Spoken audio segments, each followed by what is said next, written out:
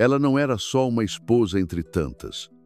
Ela era Maacá, princesa estrangeira, mãe de um príncipe inquieto e silenciosa portadora de um destino que mudaria Israel para sempre.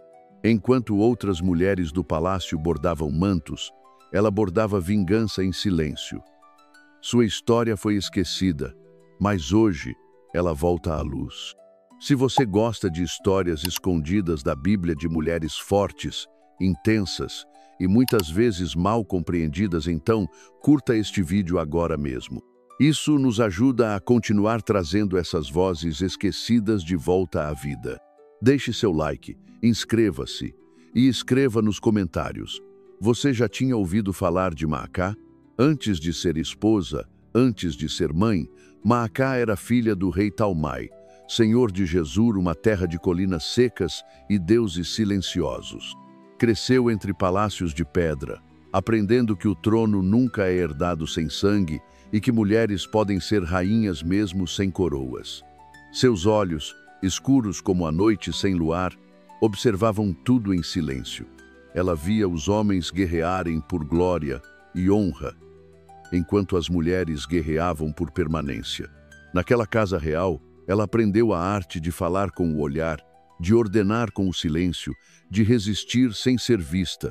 Os profetas locais diziam que um dia, dos ventres de Gesur, nasceria o portador do julgamento. E a menina Maacá, escondida atrás das cortinas do templo, escutava sem pestanejar. Ela não se via como uma sombra, ela se via como semente.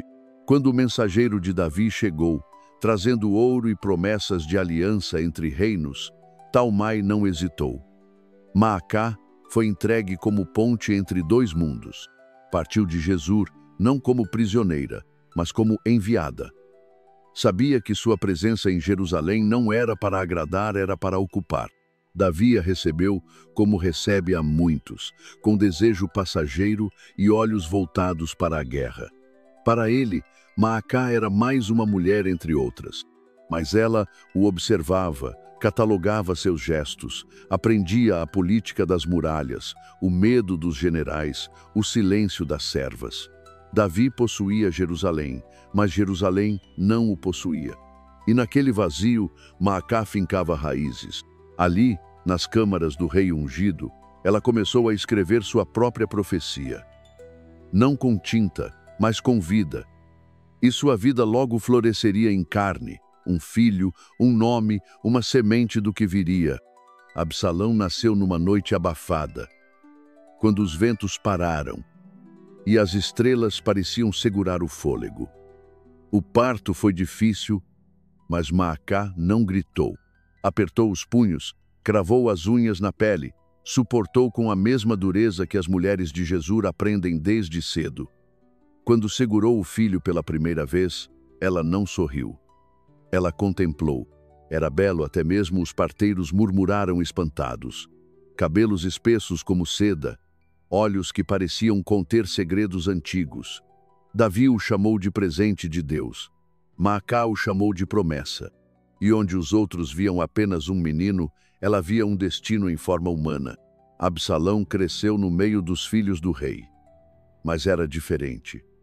Havia nele um orgulho silencioso, uma fúria contida, uma luz que não aceitava ser sombra. Maacá o educou com palavras de reinos caídos e lendas esquecidas.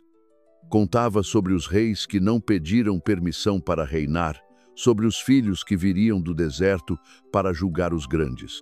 Enquanto Davi ensinava a fé, Maacá ensinava a memória. Ela o guiava sem parecer guiar.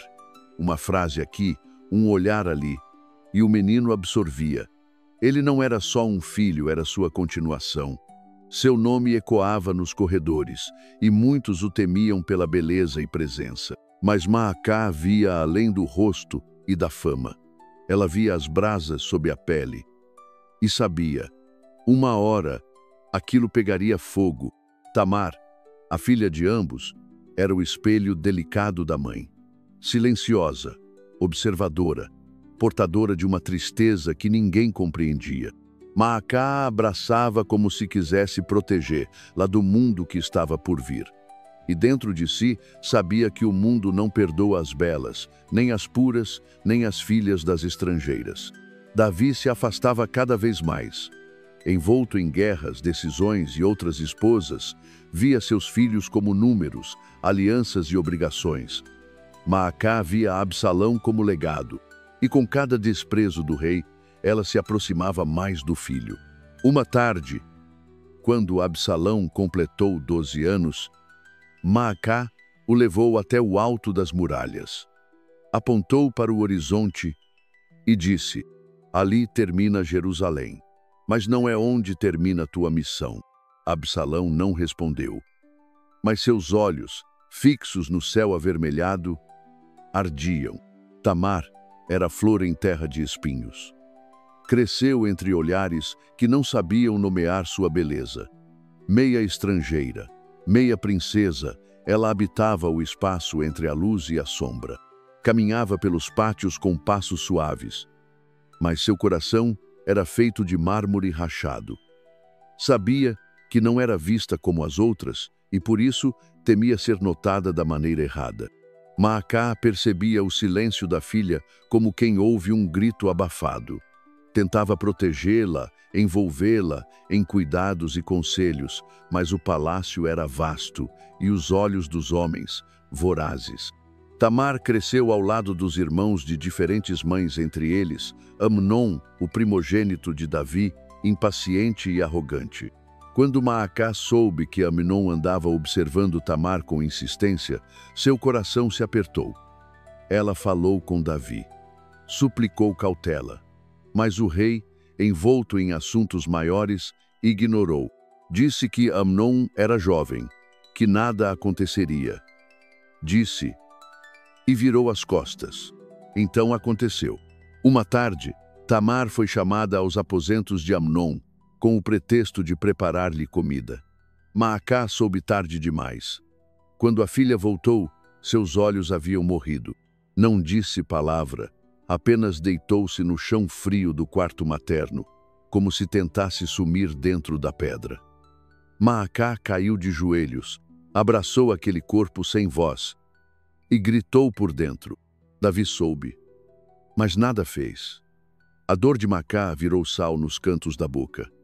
Sua alma clamava por justiça, mas o palácio só conhecia a política. Absalão, o irmão, percebeu, e algo se quebrou dentro dele. Tamar deixou de falar. Passava os dias entre véus e sombras, como uma morta entre os vivos. E Maacá, de olhos abertos nas madrugadas, alimentava uma chama nova, aquela do juízo que vem pelas mãos dos filhos. Foram 2 anos de silêncio. 2 anos em que Absalão, com rosto sereno e fala mansa, preparava sua vingança. Maacá o via andar pelas salas como um lobo entre ovelhas. O mesmo menino que ela ensinou a ouvir as pedras, agora ouvia o coração da casa e sabia onde ele era mais fraco. Numa noite de festa, quando os filhos do rei estavam reunidos, Absalão fez o que o pai não teve coragem de fazer. Ordenou que matassem Amnon, não com as mãos, mas com comando. O sangue do violador foi derramado, e o silêncio de Tamar vingado. Maacá não chorou quando soube. Sentou-se em seu quarto e olhou para o nada durante horas. Absalão fugira, e Davi rasgava vestes em lamento. Mas para Maacá, tudo seguia o curso do inevitável. O filho estava indo para onde ela própria já havia ido. O exílio. A terra de Jesur. Lá, entre as colinas secas da juventude de Maacá, mãe e filho se reencontraram. Não houve lágrimas. Apenas um abraço longo e pesado, como se décadas de dor estivessem contidas ali. Em Jesur, Maacá mostrou a Absalão os templos antigos, as histórias dos reis que não se curvaram, os cânticos de guerra dos antepassados. Ele escutava com os olhos em brasa. Não era mais o menino, era o instrumento. Teu pai é rei pela escolha de Deus, mas tu és rei pelo clamor do povo que chora, disse ela uma noite, diante do fogo. Absalão apertou os punhos. As cinzas da vingança ainda estavam quentes e o trono de Jerusalém mais vulnerável do que nunca. Davi, perdido em sua própria culpa, mantinha o filho exilado, sem saber que cada dia de ausência era um dia de fermentação do levante. Maacá, de novo em sua terra natal, entendeu que havia dado à luz 2 vezes, uma ao menino, outra ao motim. E agora ela cuidava do motim como quem cuida de uma flor negra. Com paciência, com dor e com fé de que um dia ela floresceria onde o rei não soube reinar. Os anos passaram e Jerusalém envelheceu com culpa. Davi, agora mais rei do que homem, sentia o peso dos pecados que não puniu, das dores que silenciou, dos filhos que não conheceu, entre eles Absalão o exilado, o belo, o perigoso. O povo sussurrava seu nome com saudade, e os príncipes o temiam com inveja. Joabe, o general fiel, percebeu o risco. A ausência de Absalão não apagava sua força, apenas a fazia crescer nas sombras. Por isso, arquitetou seu retorno. Mandou chamar o jovem, trouxe-o de volta a Jerusalém. Mas sem reconciliação. Davi permitiu sua presença, mas recusou-se a vê-lo. 2 anos de exílio, seguidos por 2 anos de indiferença. Macá, embora mantida longe dos assuntos do palácio, sabia. Cada gesto do rei era uma lâmina para o filho, e cada desprezo do pai era mais um degrau na escada da revolta. Absalão, agora homem feito, caminhava pelas ruas de Jerusalém como um príncipe abandonado. Seus cabelos longos, pesando talento de prata, tornaram-se símbolo de sua glória. As mulheres o olhavam em segredo. Os homens o evitavam com receio. Ele era o filho de Maacá. E com isso vinha uma herança de força silenciosa. Diante do desprezo de Davi, Absalão decidiu falar com o povo. Instaurou tribunais informais à porta da cidade, onde escutava as causas dos descontentes. Abraçava os pobres, confortava viúvas, ouvia pastores e mercadores, e dizia, com olhos úmidos, "Ah, se me fizessem juiz da terra!"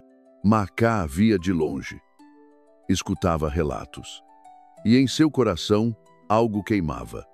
Não era alegria. Era justiça brotando, finalmente, na terra que a calou. Ela não dizia palavra, mas seu espírito andava ao lado do filho.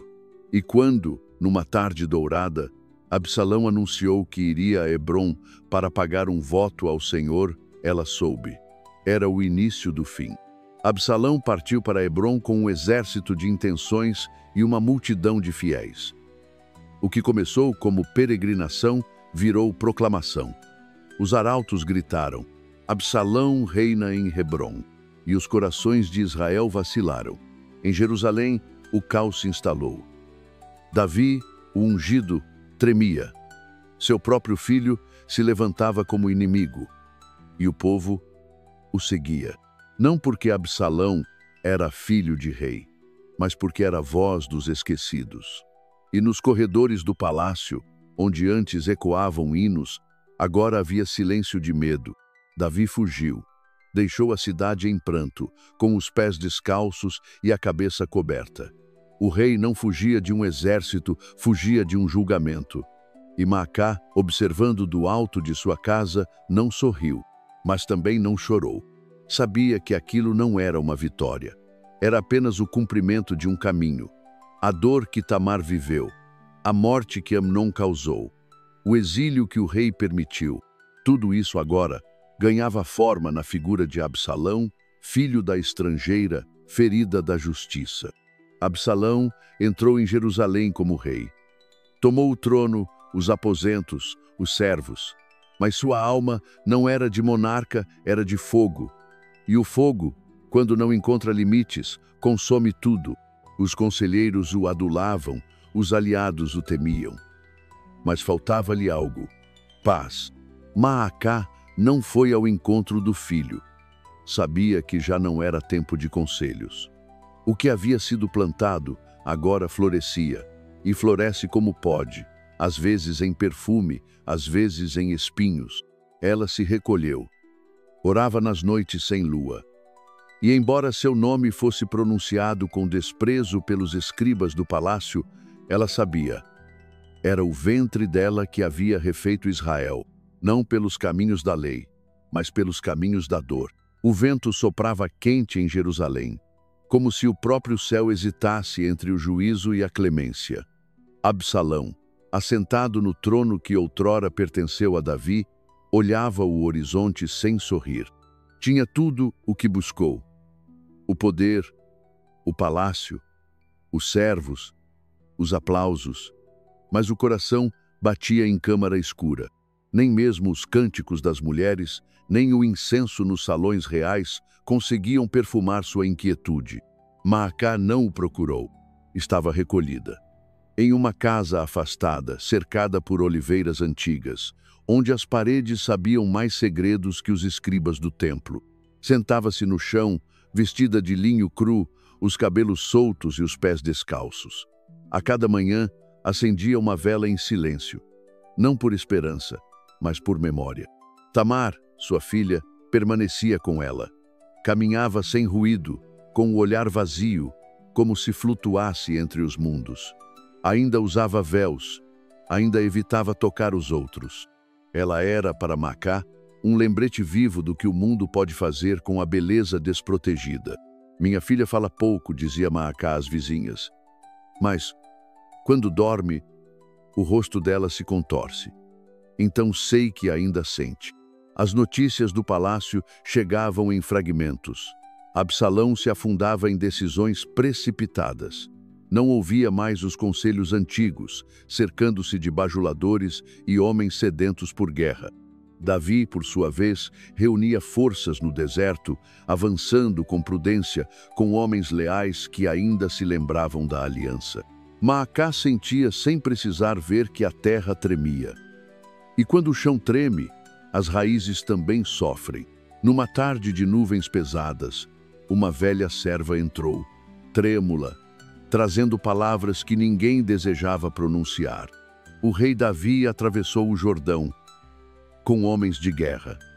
O exército dele cresce. Maacá permaneceu imóvel. Os olhos não piscaram.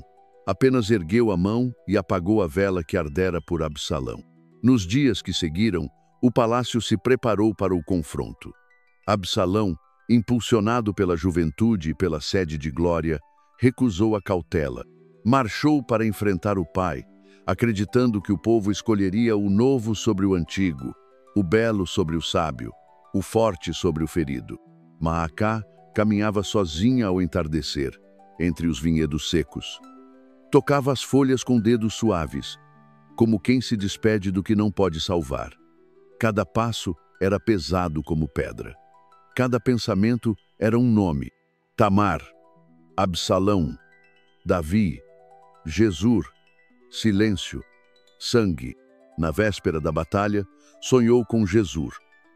Caminhava entre colinas e via seu pai, Talmai, de pé diante de um altar. Ele dizia: filha, toda semente tem seu preço, e nem toda colheita é para comer. Ela acordou suando. Tamar dormia ao seu lado, respirando fundo como criança. E Maacá chorou não como rainha, nem como esposa, mas como mãe. Mãe de um filho vivo e condenado. Mãe de uma filha calada e ferida. Mãe de um motim que agora cuspia fogo contra o céu. No dia da batalha, ela não orou. Apenas subiu ao terraço da casa, olhou para o sul, onde a poeira se erguia, e sussurrou: se ele cair, que não caia em esquecimento. Quando o mensageiro chegou, com a túnica rasgada e o rosto coberto de poeira, Maacá já sabia. Ele caiu de joelhos e disse, com a voz entrecortada: o príncipe foi morto. Ficou preso numa árvore. E Joabe, Maacá, não permitiu que ele terminasse. Fechou os olhos e, pela primeira vez em muitos anos, caiu. Caiu ao chão como se o corpo dela finalmente cedesse ao peso da alma. Tamar correu até a mãe. A serva gritou por ajuda, mas Maacá não gritava. Só gemia, baixo, como se a dor estivesse cansada de doer. Naquela noite, ela se vestiu de cinza, cortou os cabelos e caminhou até o rio Cedron. Levava nas mãos uma pedra preta vinda de Jesur. Era o símbolo do luto do reino perdido, da memória que resiste. Afundou a pedra nas águas e disse: que a terra nunca se esqueça do que nasceu do ventre de uma estrangeira. Passaram-se dias, depois semanas. Depois, o tempo deixou de contar. O nome de Absalão era agora sussurrado com tristeza nas praças e com vergonha nos salões do palácio. Os escribas se apressaram em registrar sua queda como fruto da vaidade, da ambição, do pecado. Poucos escreveram sobre Tamar. Nenhum mencionou Maacá. A história pertence aos que sobrevivem. E Maacá não se importava mais em sobreviver. Ela permaneceu na mesma casa, cercada por oliveiras e véus. Os moradores da cidade a evitavam. Alguns diziam que ela trazia má sorte. Outros, que era bruxa. Houve até quem dissesse que seu ventre estava amaldiçoado por ter gerado um traidor. Mas havia também quem, ao passar por ela nas ruas, baixasse os olhos. Não por medo, por reverência. As mulheres sussurravam seu nome como segredo: Maacá. Aquela que enfrentou o silêncio com silêncio. Tamar não a deixou. A filha, ainda envolta em véus, era agora guardiã do que restava. As duas viviam juntas como fantasmas de uma história que o povo queria apagar, mas que persistia nos detalhes. Numa ruína do portão sul, numa ruga no rosto do rei, numa cicatriz esquecida na alma de Jerusalém, Davi voltou ao trono, chorou por Absalão, rasgou as vestes, mas logo foi convencido a sorrir de novo. O reino precisava de ordem. A guerra terminara, e com ela os nomes incômodos deveriam ser enterrados. Mas uma noite, quando todos dormiam, o rei caminhou só até o Jardim das Pedras. E lá encontrou uma pequena vela acesa diante de uma pedra escura, sem nome, sem inscrição. Apenas um círculo de cinzas ao redor. Ele soube, e não disse palavra. Na mesma noite, Maacá escreveu com carvão nas paredes da casa: o ventre que gera reis também gera tempestades. E nenhuma mulher deve ser lembrada apenas por ter amado errado, mas por ter resistido certo. Dias depois, a casa foi encontrada vazia. Tamar havia partido com a mãe. Ninguém sabia para onde. Alguns diziam que foram para Jesur. Outros, que se esconderam nas cavernas do deserto. Houve quem jurasse vê-las nas cercanias de Hebrom, ajudando viúvas e órfãos da guerra. Maacá desapareceu da história oficial. Mas nas noites em que as mulheres de Jerusalém choravam em segredo, nas noites em que filhas de reis eram dadas em casamento sem querer, nas noites em que mães perdiam seus filhos para os palácios, era seu nome que murmuravam entre dentes. Porque Maacá não foi santa, Maacá não foi vilã, Maacá foi mulher. E ser mulher, em Jerusalém ou em Jesur, era carregar o mundo sem pedir e ainda ser culpada por ele cair. Essa foi a história de Maacá, mulher esquecida, mãe do príncipe rebelde, voz calada entre reis e escribas. Ela não deixou livros, não fez discursos, mas marcou a terra com o sangue dos seus. Se você ouviu até aqui, é porque sentiu o peso do que ela viveu. Porque, no fundo, toda mulher já foi. Um dia, Maacá, lembrada não pelo que disse, mas pelo que suportou. Se essa história tocou você, deixe seu like agora mesmo. Inscreva-se no canal, porque aqui a gente traz à luz vozes esquecidas da Bíblia, aquelas que ainda têm algo a dizer. E nos comentários, conta: você acha que Maacá foi culpada ou apenas silenciada?